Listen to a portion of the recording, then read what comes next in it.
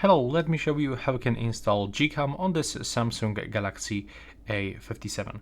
So let me show you first step. You have to go to the Google Play Store, go for search, and you have to find the GCamator application. You have to get this one. It's completely free, you don't have to pay for it.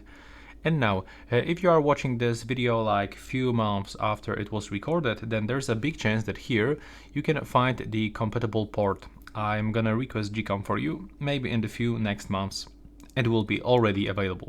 But if you are watching this like 1 week or 1 month after release, probably they didn't actually make the GCam. So how we can do this? Well, we have to go for a Go and we have to download the GCam Go. We have to click here to start downloading. Sometimes you will get this pop-up ad, so we have to just wait until it will disappear. You can find a close button in the left bottom corner. There we go.